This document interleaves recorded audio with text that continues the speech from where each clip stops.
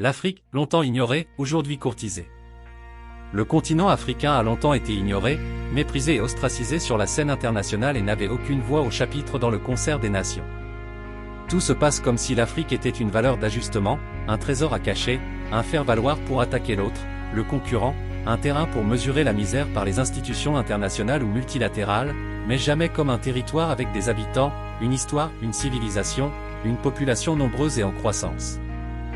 Les États formés au lendemain des indépendances et surtout les systèmes de pouvoir à leur tête ont toujours été les sous-traitants zélés de centres de décision qui se trouvent ailleurs en Europe. Aujourd'hui, ni le Commonwealth, ni la France-Afrique ne résistent aux nouvelles recompositions imposées par la nouvelle géopolitique. Mais, l'objectif demeure le même, comment prendre les richesses du sous-sol africain. Seuls les instruments et le nombre de prétendants changent. En effet, nous constatons l'irruption de nouveaux acteurs, hors Europe occidentale, hier totalement absents de la scène africaine, Chine, Russie, Turquie, Émirats arabes, Inde, etc. Aujourd'hui, les Africains, et particulièrement les Sahéliens, malgré leurs immenses richesses, découvrent qu'ils manquent de tout et même leur sécurité n'est plus assurée et qu'ils sont traqués, assassinés et menacés par des groupes armés à la solde des puissances étrangères. Ils découvrent aussi qu'ils sont assis sur des réserves colossales de matières premières des plus nobles et des plus indispensables pour la nouvelle économie post-industrielle, l'uranium, les terres rares, et d'autres minéraux de premier ordre. L'Afrique devient un véritable enjeu minier et véritable enjeu géostratégique. C'est le moment ou jamais pour les Africains de mettre en avant les intérêts de leur peuple. Le pillage de l'Afrique, titrait l'Independiente, un site d'information espagnol, qui estime que l'irruption de l'Afrique dans une actualité internationale brûlante est aussi un indice de l'importance des matières premières de ce continent. L'arrivée des groupes terroristes ou considérés comme tels au Sahel et les guerres qui déchirent le continent sont autant de batailles d'influence pour un contrôle direct de ces immenses ressources. Les coups d'État en série qui touchent l'Afrique de l'Ouest depuis 2020 traduisent l'épuisement de l'architecture politico-institutionnelle des pays issus de la décolonisation française. Ils traduisent aussi l'incapacité des pouvoirs en place depuis les indépendances à donner une lueur d'espoir aux populations africaines usées par la misère et l'insécurité. On en est à se demander si ces coups d'État, en tout cas pour le Mali, le Burkina ou le Niger, sont porteurs d'espoir et d'espérance pour leur population et leurs élites. Certainement.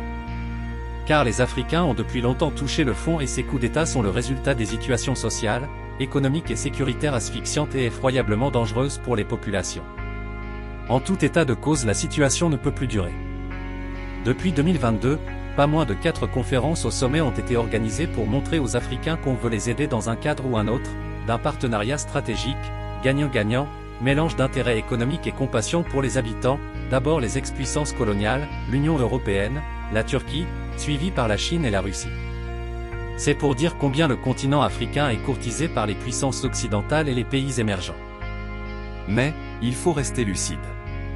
Chaque puissance y voit d'abord ses propres intérêts et chacun regarde midi à sa porte. Les Européens, c'est l'argent facile sur le dos des peuples à travers des relations de dominant-dominé, pour la Chine, les matières premières, pour la Russie et les États-Unis, un positionnement géostratégique, pour les anciennes puissances coloniales, c'est pour continuer à spolier les richesses, etc.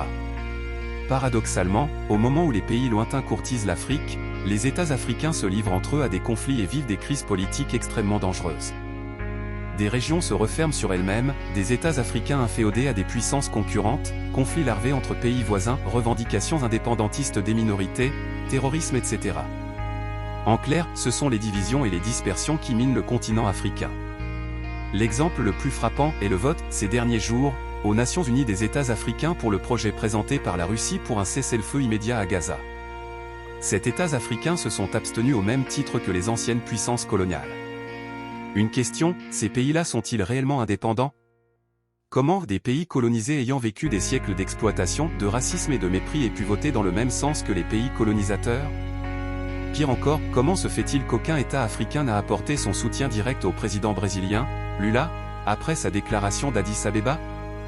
Les États latino-américains l'ont pourtant fait et apporté leur soutien au président brésilien, à l'instar du président bolivien et colombien.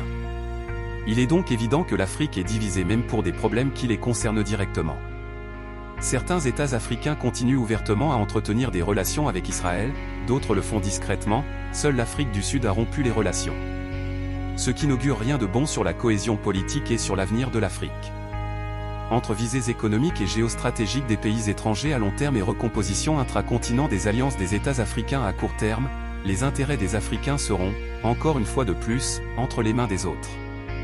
Tant que les intérêts des pays africains divergent sur des problématiques essentielles, tant que l'Afrique ne parlera pas d'une seule voix, aussi longtemps que les dirigeants africains continueront à ignorer les intérêts de leur peuple, la prospérité et le développement du continent devraient probablement mettre très longtemps avant leur concrétisation.